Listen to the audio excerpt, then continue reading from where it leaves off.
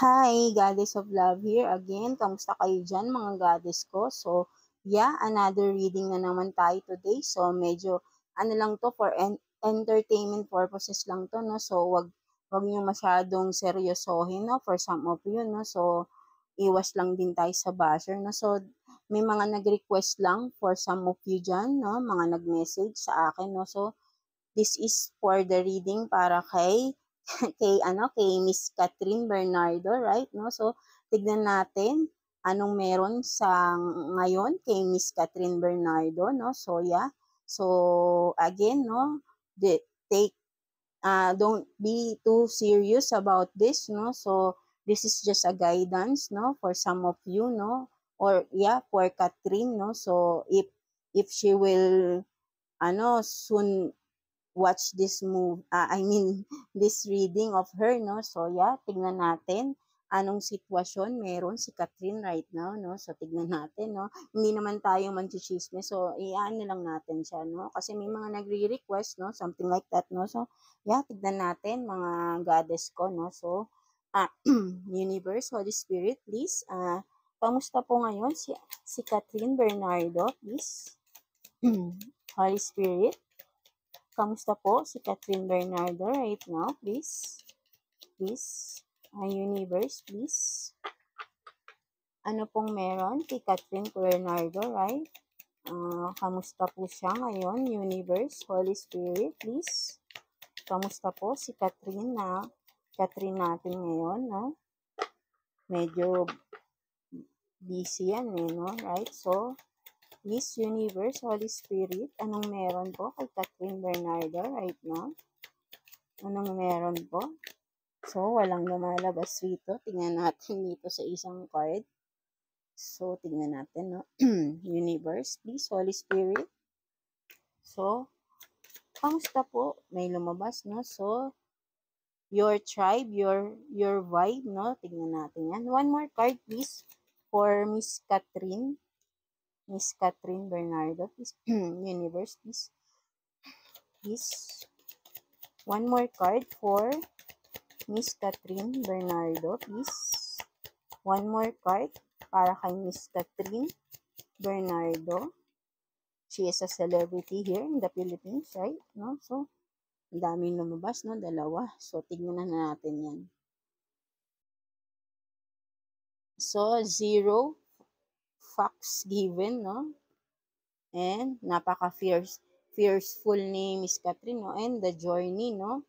So, ito sinasabi kay Miss Catherine, no? So, right now, maybe, she is enjoying her life with her family, no? Or no, kung sa kanya, no, sa kanyang family, no? Ito yung nakakatulong sa kanya right now, kumbaga because she is still in a healing process, I think, no? So, ito ang tumutulong sa kanya para maka-recover, no? Ang kanyang immediate family, no? So, she is happy and I think and her family is helping her to recover, no, from the heartbreak, no. And then with this 0 facts given, no, sorry for the word, no, napaka fiery, no, fierceful, no, kumaga napakatapang dito ni Catherine, kung makikita nyo, no, mga goddess ko, no. So, kumaga ngayon, wala na siyang pakialam, kumaga hindi na siya magbibigay, no? Something like that, no? Naging matapang na siya after that situation, na painful situation na pinanggalingan niya. Ngayon, mas naging matapang na si Catherine, no? Sabi niya rito, never na siyang magbibigay sa tao na yun, no? And then, with this, the journey, she is ready, she is embracing her new life, her new beginning, no? Focus na siya sa kanyang sarili, focus siya sa kanyang goals in life, no? Ayun ang pinagkakaabalahan ngayon ni Miss Catherine, no? So, what else? Tignan pa natin, no? Para sa ating Miss Catherine Bernardo, no? So, what else para sa ating Miss Catherine, please? For Miss Catherine Bernardo, please, Universe, ano pa pong meron kay Miss Catherine Bernardo, Universe, Holy Spirit, please. What else? So, merong lumabas. So, yun nga, di ba? May kinalaman doon, no? Six of Pentacles in reverse, no? So, meaning talagang hindi na siya magbibigay. Kasi naging naabuso siya kapag naabuso siya before dahil sobra siyang mapagbigay, sobra siyang mabait, no?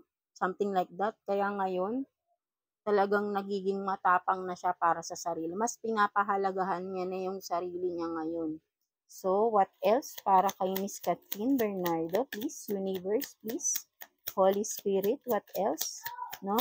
For our beautiful Catherine Bernardo. What else, please? Para sa ating Miss Catherine Bernardo. No, ang daming lumabas, no? Tignan natin. Ay, shuffle lang natin to, guys, no? Yung mga goddess ko, wait lang. No? Let's see. Ano pang meron kay Miss Catherine, no? So, nagiging matapang na talaga ngayon si Catherine, no? Kasi, syempre, pinapahalagaan niya na yung sarili niya. Mas, ngayon, na alam niya na yung self-worth niya. Kasi before is, syempre, nagmamahal lang naman tayo, no? Right? Pag nagmamahal kasi tayo, nabubulagan tayo. Nagiging madamot tayo sa sarili natin. Bigay tayo ng bigay, ba't din yung sarili natin?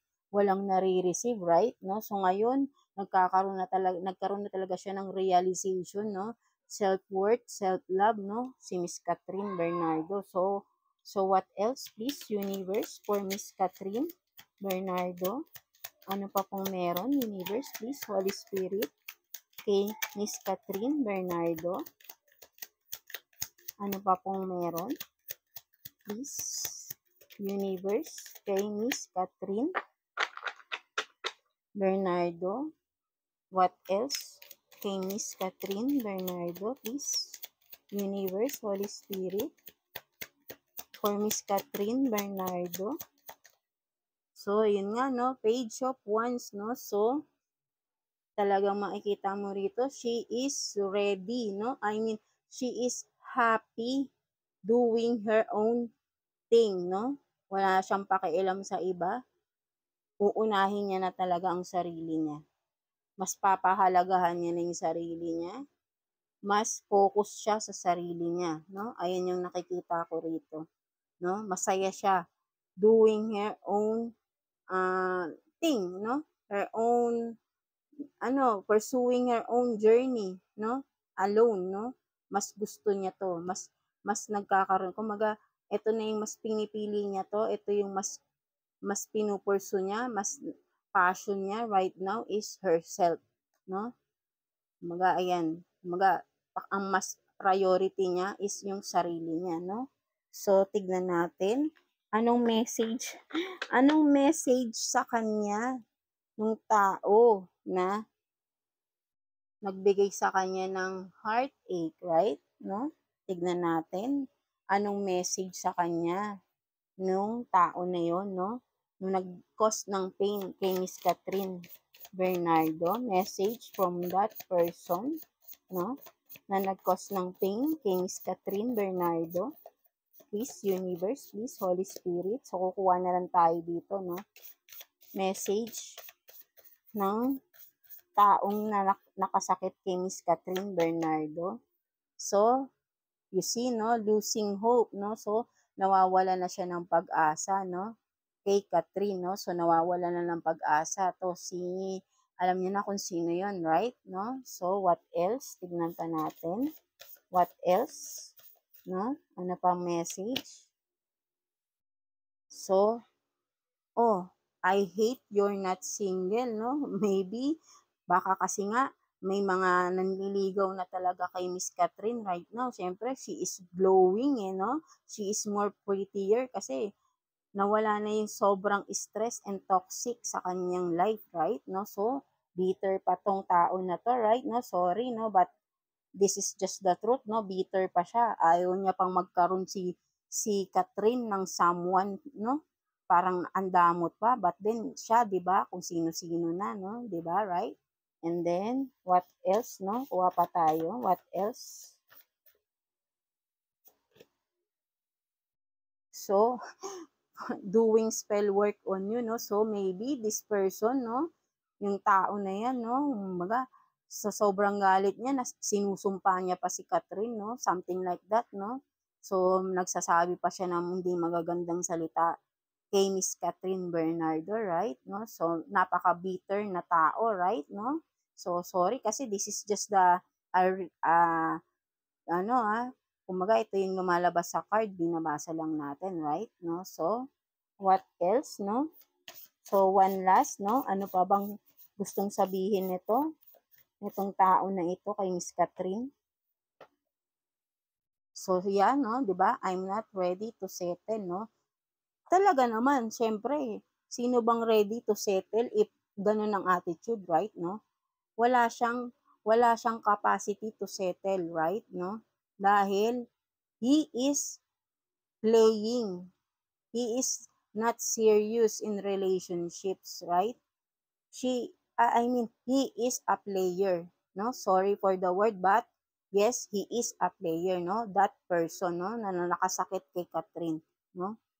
Ito lang naman yung sinasabi ko lang naman kung ano tong mga nandito, 'di ba? Right? No?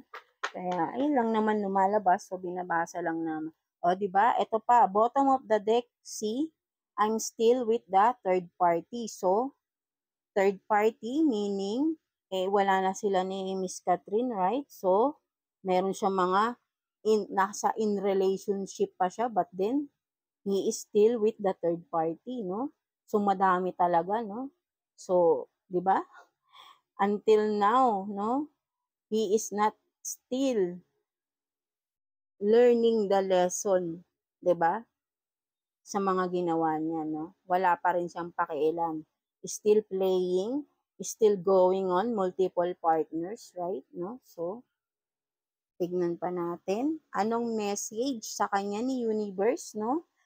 Kay Miss Catherine Bernardo, message or advice kay Miss Catherine Bernardo, right? No? Tignan natin. Message kay Miss Catherine Bernardo. Message or advice kay Miss Catherine Bernardo ng ating universe, ng ating God, no? Message for Miss Catherine. So, you have this best case scenario, no? So, yan, no? Really, that is the best case scenario. Nalaman na lahat-lahat, no? It is the best thing happen kay Miss Catherine. Yung nai-release niya na yung katotohanan, nai-release niya na yung burden na, na nasa kanya na for so long, right? No? Napakabigat nun. So, it is the best case scenario. Kumbaga parang at last ilabas niya na, wala na eh. Natapos na yung mga scenarios na yun, no, sa buhay niya. And it was the best thing happened sa buhay ni Miss Catherine. Yung nailabas niya na yung pinaka-toxic sa buhay niya. Right? No? Kung makikita mo rito, no, with the, kumaga, clear na to. Kumaga, eto na, she is flying, no? There is a light na, no? Unti-unti, nagkakaroon na talaga ng liwanag dahil na-release niya na yung mga burdens, ang toxic na person sa kanyang buhay, no?